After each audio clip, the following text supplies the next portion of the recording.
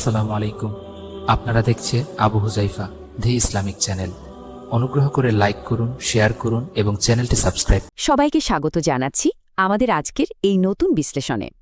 আজ আমরা এমন একটা বিষয় নিয়ে কথা বলবো যা অত্যন্ত গভীর এবং আধ্যাত্মিক দিক থেকে ভীষণ তাৎপর্যপূর্ণ। আমাদের আজকের আলোচনার কেন্দ্রবিন্দু হল সহিহ বুখারী থেকে সংগৃহীত ৪৮ নম্বর হাদিস এবং এর সাথে সম্পর্কিত কিছু অসাধারণ তাত্ত্বিক ধারণা। মজার ব্যাপার হল এখানে শুধু বাহ্যিক আচরণের কথাই বলা হয়নি, বরং মানুষের ভেতরের বিশ্বাস এবং বাইরের কাজের মধ্যে যে একটা সূক্ষ্ম ভারসাম্য থাকা দরকার সেটা নিয়ে দারুণ আলোচনা করা হয়েছে। ওকে, চলুন এই গভীরে প্রবেশ করি এবং দেখি এই প্রাচীন ধর্মতাত্ত্বিক পাঠ্যটি আমাদের মনস্তত্ত্ব সম্পর্কে আসলে কি বলে।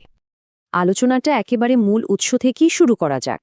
তাওহিদ পাবলিকেশনস থেকে নেওয়া সহিহ বুখারীর এই ৪৮ নম্বর হাদিসের মূল আরবি পাঠ্য এবং তার বাংলা অনুবাদের দিকে সরাসরি নজর দিলে একটা চমৎকার স্বচ্ছতা পাওয়া যায়।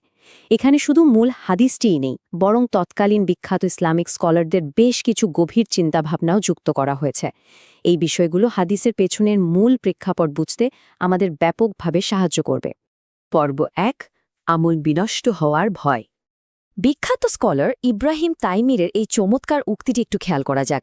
তিনি অত্যন্ত কঠোর একটি আত্মবিশ্লেষণ করে বলেছেন, যখন তিনি নিজের কথার সাথে নিজের কাজের তুলনা করেন তখন তার ভয় হয় যে তিনি হয়তো একজন মিথ্যাবাদী। একটু গভীরভাবে চিন্তা করে দেখুন তো কথাটা। মুখে বড় বড় কথা বলা তো খুবই সহজ, কিন্তু ঠিক সেই অনুযায়ী কাজ করাটাই হলো আসল চ্যালেঞ্জ। এই উক্তিটি একটা সর্বজনীন সংগ্রামের কথা তুলে ধরে। আমাদের কথা এবং কাজের মধ্যে কি আসলে কোনো সামঞ্জস্য আছে, নাকি পুরো ব্যাপারটাই শুধুই ফাঁকা বুলি? পর্ব ২, নেফাক বা ভণ্ডামির হুমকি। ৩০ সংখ্যাটা খুব খেয়াল করবেন। ইসলামিক ইতিহাসের অত্যন্ত তাৎপর্যপূর্ণ একটি সংখ্যার প্রতিনিধিত্ব করছে এটি।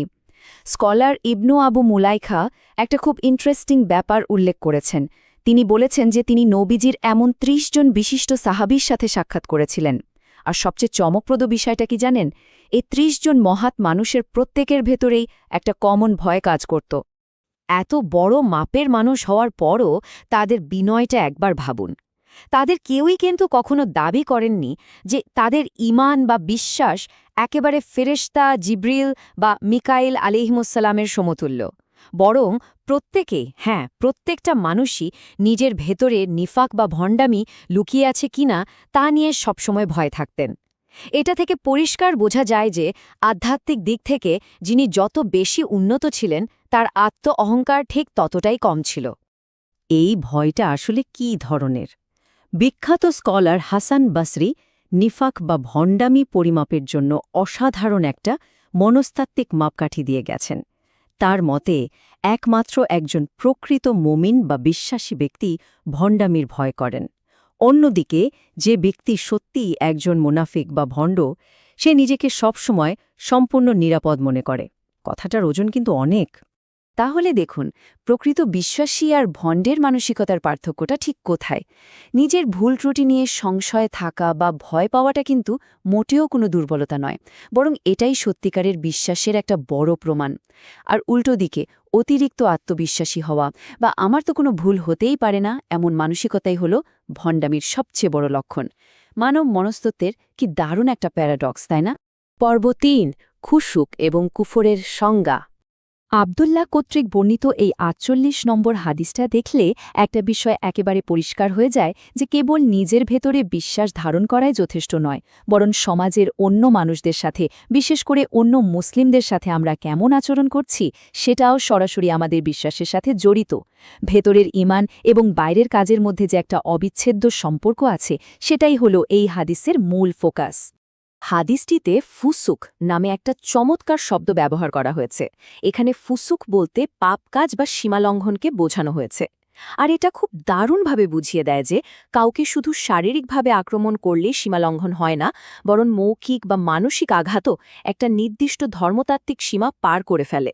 অর্থাৎ অপর একজন মুসলিমকে গালি দেওয়া বা অপমান করাকেও এখানে বিশাল বড় একটা অপরাধ বা ফুসুক হিসাবে ধরা হয়েছে। এর পরের ধাপটা কিন্তু আরও অনেক বেশি সিরিয়াস। এখানে কুফর বা অবিশ্বাসের সংজ্ঞা দেওয়া হয়েছে। মৌখিক গালিগালাজ থেকে ব্যাপারটা যদি শারীরিক সহিংসতা বা হত্যা পর্যন্ত গড়ায়, তাহলে সেটাকে সরাসরি কুফর বলা হচ্ছে। তার মানে কারোর ওপর শারীরিক আক্রমণ করাটা শুধু যে একটা সামাজিক অপরাধ তা কিন্তু নয়, এটা একজন মানুষের বিশ্বাসের একেবারে মূল ভিত্তিটাকেই কাঁপিয়ে দেয়। পর্ব ৪, প্রকৃত ঈমান সংরক্ষণ। চলুন সামনের দিকে এগোই এবং দেখি সংরক্ষণের এই ধাপগুলো আসলে কিভাবে কাজ করে। মূল আলোচনা থেকে আমরা এই 4টা যৌক্তিক ধাপ পাই। প্রথমত, নিজের ভেতরের দিকে নজর দেওয়া আর নিফাক থেকে সতর্ক থাকা। দ্বিতীয়ত, ভুল করে ফেললে অনুতপ্ত হওয়া এবং পাপের ওপর অটল না থাকা। তৃতীয়ত, অন্য কাউকে গালি দেওয়ার মতো বাহ্যিক ফুসুক থেকে পুরোপুরি দূরে থাকা। আর সবশেষে সহিংসার মতো চরম কাজ বা কুফর থেকে নিজেকে একেবারে মুক্ত রাখা। এই ভেতরের সতর্কতা আর বাইরের সংযম, এই দুটো মিলেই কিন্তু একটা মানুষের ভালো কাজগুলো টিকে থাকে। পুরো হাদিস আর স্কলারদের আলোচনার মূল ফিলসফিটা যদি এক লাইনে বলতে হয়, তাহলে সেটা হলো প্রকৃত ঈমানের দাবি হলো আমাদের বাইরের কাজগুলো যেন ভেতরের ধার্মিকতার নিখুঁত প্রতিফলন হয়। বিশ্বাস মানে শুধু মনে মনে লুকিয়ে রাখা কিছু নয়, আবার শুধু মানুষকে দেখানোর জন্য ভালো কাজ করাও নয়। আসল ব্যাপারটা হলো ভেতরের গভীর বিনয় আর বাইরের সঠিক আচরণের একটা পারফেক্ট ব্যালেন্স। আজকের এই গভীর বিশ্লেষণটা শেষ করার আগে একটা প্রশ্ন রেখে যেতে চাই, জানিয়ে আমরা সবাই একটু ভাবতে পারি।